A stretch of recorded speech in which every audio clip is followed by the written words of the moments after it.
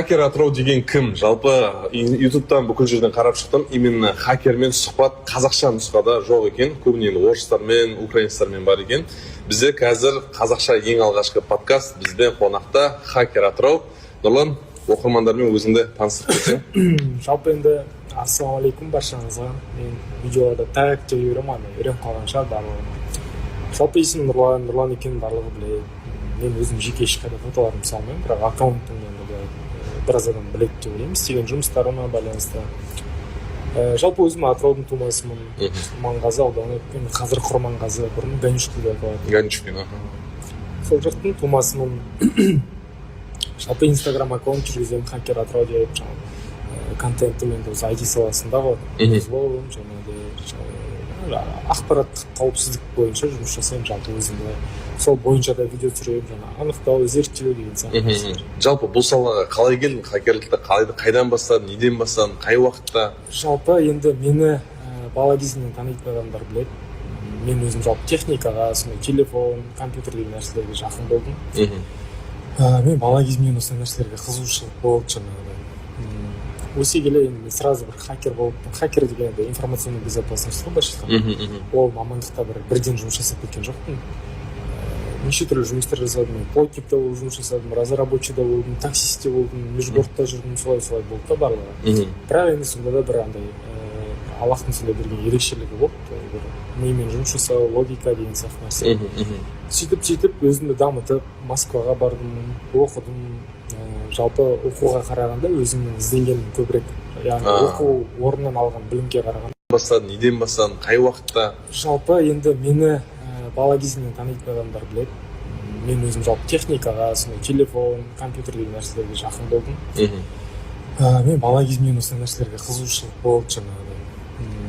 Өсе келе енді сразу бір хакер болып, хакер деген информационный безопасность ғой былайша айтқанда. Ол мамандықта бірден жұмыс жасап кеткен жоқпын.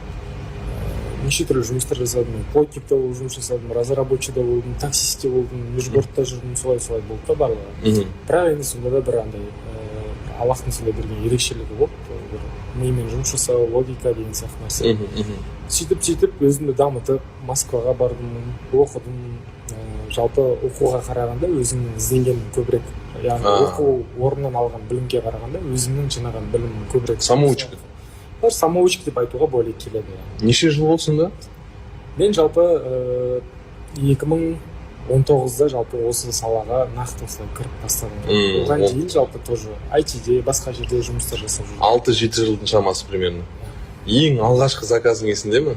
Осы именно хакерлікке байланысты алған. Ең алғашқы заказым хакерлікке дегенде былай ғой, бұл жерде хакерлік деген кезде көп ойлайды ғой, хакер деген взлом, басқа деп. Жалпы информационный безопасность бойынша оған дейін жұмыс жасап жүрдім, удален, жаңағыдай фриланс болып, басқа деген сияқты. Бірақ енді хакерлік темасында ең бірінші алғашқы заказым есімде, ол 2020 жыл болу керек, қателеспесем, Мейрамбек бар ғой өзім, Мейрамбек Махамбетов. Соның инстаграм аккаунтын жаңағы заказной взлом болып, соны қайта взлом жасау керек болған. Сол кезде сол ең бірінші заказым сол шығар. Ақшасына? Ақшасына болғанда, еңбегімді берді, бірақ ана жерде расходниктер басқалар болды. Ал енді дәл қазіргі таңда ең өзекті болып жатқан тақырыпқа көшсек, білесің. Гүлмира, жалпы осы істі, осы отбасындағы мәселені ең бірінші Атырау хакер деген атауменен белгісіз бір азамат жариялады. Жалпы бүге шігесіне дейін кіммен сөйлесті, қайда ұшты деген мәселе. Жалпы осы сіз әлеуметтік желіге жазыпсыз, осы аккаунт иесімен сөйлескеніңізді, оның бұған дейін істі болғандығын, жалпы ол кісімен қандай әңгіме болды, ашып айта аласыз ба? Бұл сізге не үшін керек? Жалпы енді Атырау хакер айтты, оның қаншалықты рас өтірігін де білмейміз біз, ол былайына бәрін жолын, бағытын, кімнің қайда барып, қайда ең соңғы нәрсе сөйлесіп кеткенін, бәлкім ол рас шығар, бәлкім шындық шығар. Бірақ мен соның видеосын қарап, әбден көріп, оны маған тағы да жаңағы әкесінің қарындасы жіберді. 12 минуттық видео екен, 12-ден 9 менде тұр, ол толық видео. Сосын мен оның ең соңғы жағына маған керек болды.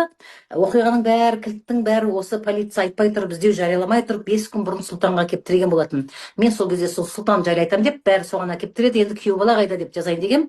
И сөйтіп жаңағының ең соңғы жағын тыңдап, бітіп, міне кетті, осылай алды балиге, кеше ғана деді. Бүгін түнде ғана Каспий жұмыс істеді, перевод жасады. Яғни ол ұстап жүгіріп жүрген адам, тірі жүр. мына жақта біз іздеп жүрміз деген сияқты. Сөйтіп жаңағыны осылай тауыпты деп салғаным сол еді. Маған жүздеген адам жазып кетті жекеме.